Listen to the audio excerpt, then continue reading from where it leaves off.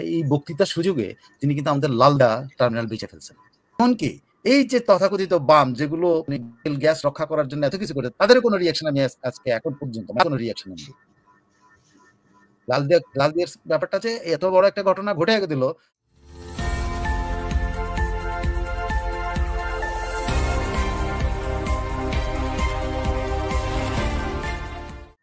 এটা কিন্তু আমরা পুরা বক্তৃতার মধ্যে লাল দিয়াটা হইলো একটা ডিফারেন্ট যেটা আপনি বলতে পারেন যে জায়েজ করছেন আর কি উনি। হ্যাঁ, জাল দিয়ার সেটা আপনি আসতে হবেন যে কোথা থেকে, মানে একেবারে বলতে পারেন যে মূল যে উনি আজকে বক্তৃতা দেওয়ার কথা কিসের জন্য? আজকে বক্তৃতা দেওয়ার কথা হইল যে গণভোট নির্বাচন বা জুলাই সনদ বা জুলাই ননদ, যেটাই আপনি করেন, সনদ বলেন সনদ বলেন যাই বলেন, এইটা সমাধানের জন্য এই বক্তৃতাটা। আপনি খেয়াল করে দেখেন পুরো বক্তৃতাটা, ধরেন জুলাই সনদের মধ্যে জাতীয় নির্বাচন, গণভোট, উচ্চকক্ষ, গ্যাজেট নোটিফিকেশন, গণভোটের কি হবে, গণভোটরা কিভাবে করবেন, তারপরে রাজনৈতিক দলগুলোকে প্রশংসা করা, বিচার, সংস্কার, এই নির্বাচন, সবকিছু নিয়ে আলোচনা করছেন। কিন্তু সবার ফাঁক দিয়ে উনি একটা কাজ করে নিয়ে গেছেন, যে কাজটা একেবারে বক্তৃতার শেষ 1.5-2 মিনিটের মধ্যে উনি করছেন। সেটা হলো এটা এই জন্য সামনে আসে লাল কন্টেইনার টার্মিনাল। তিনি যেটা বলছেন, অভ্যুত্থানের পর দায়িত্ব গ্রহণ করে অর্থনীতিকে গভীর গহ্বর থেকে উদ্ধার ছিল তার জন্য একটা বিরাট চ্যালেঞ্জ, বিশাল কথা, সাংঘাতিক। গত 15 মাসে তারা এই চ্যালেঞ্জ উত্তরণ সক্ষম হয়েছেন। রপ্তানি, বৈদেশিক বিনিয়োগ, রিজার্ভ সবকিছু ইতিবাচক হয়ে যাওয়া, ব্যাংকিং খাত ইতিমধ্যে দাঁড়িয়েছে, মানে লুটপাটের টাকা ফেরত আনছে কোনো একটা ভাব। হ্যাঁ, এগুলো একটা ভাব নেই যে লুটপাট টাকা ফেরত এসে বসছে, মানে লুট হয়ে যাওয়া ব্যাংকিং খাত ঘুরে দাঁড়িয়েছে। মানুষ আস্তে এসছে, কোন মানুষ আস্তে ফিরে আসছে? এই মানুষ কি আসলে দেখা যায়? এইসব মানুষ কোনো দেখা যায় যে মানুষগুলো আস্থা ফিরে আসছে? তারপরে অভ্যুত্থান পরবর্তী সময় বিভিন্ন দেশের বৈদেশিক বিনিয়োগ কমলো। বাংলাদেশে গণ অভ্যুত্থান পরবর্তী প্রথম বছর বৈদেশিক প্রত্যক্ষ বিনিয়োগ অর্থাৎ এবার 19.13% বৃদ্ধি পেয়েছে। এই আজকেই ওনার এই বিষয় যে বিশেষ সহকারী আছে, ওই যে উড়ন্ত বিডা না পড়ন্ত বিডা, সে আজকেও বলছে যে মানে এখন বিনিয়োগ হলো আগে যেসব কমিটমেন্ট আছে সেই কমিটমেন্ট থেকে একদিনই তো সমান না। আমরা এখনই বলছি এখনই তো টাকা আসবে না, এই টাকা আমরা এখন গোড়াপত্তন করছি। সেখানে উনি বলেন যে বেড়ে গেছে, আগের কারণ, এখনকার কারণ, ওনার সহকারী, বিশেষ সহকারীরই কথা।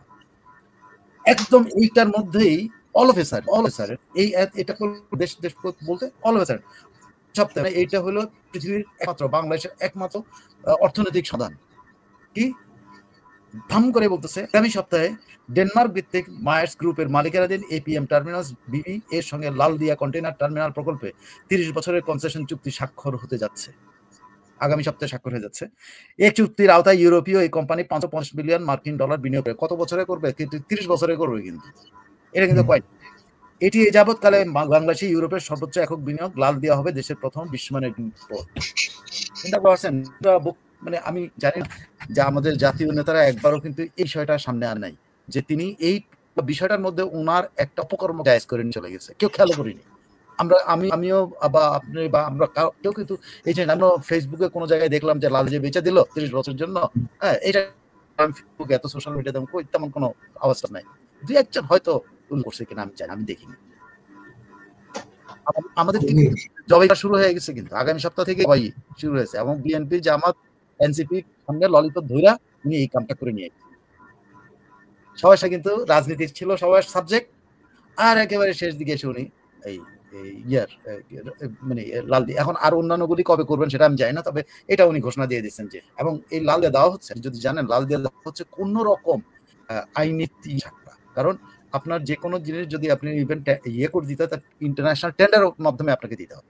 না, আপনি কিন্তু ইন্টারন্যাশনাল টেন্ডার করেন, একটু মানে আলাপ আলোচনা করে নিজেরা নিজেদের দিয়ে ফেলছে। জনগণের সাথে জনগণের না হতে, কারণ আপনি দেখেন এই যে নিউ মোরিং টার্মিনাল নিয়ে আদালত বলছে যে এটার ব্যাপারে আগে আমরা শুনে করবো, এটা আদালতে সেটেল হওয়ার আগ পর্যন্ত এটাকে ইয়েতে দেওয়া যাবে না। আজকে আদালত, এটা জানেন, আজকে আদালত উঠেছে নিউ মোরিং টার্মিনাল নিয়ে, এটা রিট হয়েছে, সেই রিটের ইয়েতে বলছে শুনানি হবে, এটার শুনানির আগ পর্যন্ত নিউ মোরিং টার্মিনাল ইয়ে করবে। কিন্তু নিউ মোরিং টার্মিনালের জন্য ঠিকই চ্যালেঞ্জ করছে, কিন্তু অন্যরা খেয়ালও করে না এই যে লাল দিয়ে নিয়ে যাচ্ছে। আচ্ছা, এটাও চ্যালেঞ্জ হওয়া উচিত ছিল। আমি আশা করি কালকে পরশুর মধ্যে এটা চ্যালেঞ্জ হবে। আমি আশা করি হওয়া উচিত, খুব জরুরি ভিত্তিতে হওয়া উচিত। এটা চ্যালেঞ্জ হবে। কিন্তু উনি এই কি পান্তাভাতে গিয়ে এরকম একটা অবস্থা। বক্তৃতা দিলেন, জাতি উদ্ধার করতেছেন। অল অফ আ সাডেন আপনি আমাদের জাতীয় এটা আপনি করে দেওয়ার সিদ্ধান্ত জানায় দিলেন জাতিকে। জাতিকে একটা একটা মানে হ্যাঁ বা না এটাও প্রয়োজন নাই। এই দলগুলো আমাদের রাজনৈতিক দল তারা কি একবারও খেয়াল করলো না যে এই আমাদের রাজনীতিগুলো ব্যস্ত নির্বাচন, ব্যস্ত গণভোট দিন হবে, ব্যস্ত হইলো উনি কি কনসেশন দিচ্ছেন, কাকে কি এইটা নিয়ে আলোচনা, একদল আগ বাড়ায় ধন্যবাদ দিয়ে বসে আছে বক্তৃতার জন্য। চিন্তা করেন এটাতে সম্মতি আছে না? বিএনপি কিন্তু এই নিঃস্বার্থ এই সালাউদ্দিন অনেক কামাও করতেছে, কিন্তু বিএনপি স্থায়ী কমিটি সরে তারেক রহমানের নির্দেশে তারা কিন্তু এই বক্তৃতাটা কিন্তু অভিনন্দন জানিয়েছে, বক্তৃতাকে স্বাগত জানিয়েছে। ঠিক আছে, এইটা মানে একটা অদ্ভুত একটা, তার মানে এইসব জিনিসগুলো যে তারেক রহমানের ওখানে যে সেটেলড হয়েছে এটা এখন কিন্তু পরিষ্কার, আস্তে আস্তে কিন্তু পরিষ্কার হচ্ছে যে এইসব ইন্টারন্যাশনাল ইস্যুসগুলি উনি এগুলো আগেই তারেক রহমানের সাথে ঠিকঠাক করে আসছেন, এগুলো এই ফাঁক ফোকর দিয়ে বের করে নিয়ে যাবেন এবং বিএনপি এটা নিয়ে কোনো কথা বলবে না। অথচ বিএনপি কিন্তু এখন মাঝখানে কিনে যাওয়া বলছে হ্যাঁ আমাদেরকে জাতিকে না জানিয়ে কোনো কিছু করা যাবে না, বলছে না? এই কয়দিন আগে বলছে, একদম বলছে, কিন্তু একটি শব্দ বিএনপি তার রিঅ্যাকশন এটা বলেনি। এমনকি এই যে তথাকথিত বাম যেগুলো গ্যাস রক্ষা করার জন্য এত কিছু করে তাদের কোনো রিঅ্যাকশন আমি আজকে এখন পর্যন্ত মানে আপনারা এখন 12:30 এক পর্যন্ত কোনো রিঅ্যাকশন নেই। লালদিয়ার ব্যাপারটা যে এত বড় একটা ঘটনা ঘটে দিল, এই যে বামরাও যদি আছে যারা মনে করে আমরা এখন পর্যন্ত জাতির বিবেক, আমরা এখনো জাতির বিবেকের দায়িত্ব বলে আমাদের ঘাড়ের মধ্যে এখনো আছে, সে বামরা পর্যন্ত কোনো শব্দ এখন পর্যন্ত উচ্চারণ করেনি।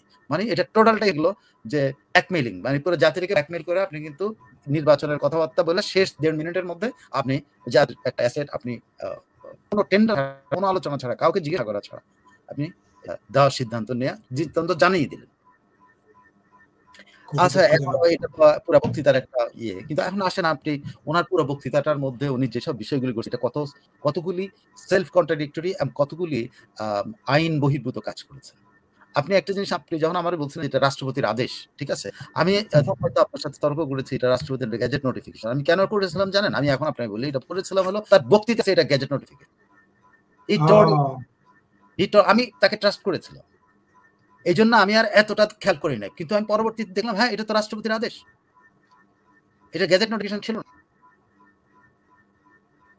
উনি মানে গ্যাজেট নোটিফিকেশন তো বটেই, এটা যেটা গ্যাজেট কিন্তু রাষ্ট্রপতির আদেশ হিসেবে gadget notification normal gadget notification রাষ্ট্রপতির আদেশ।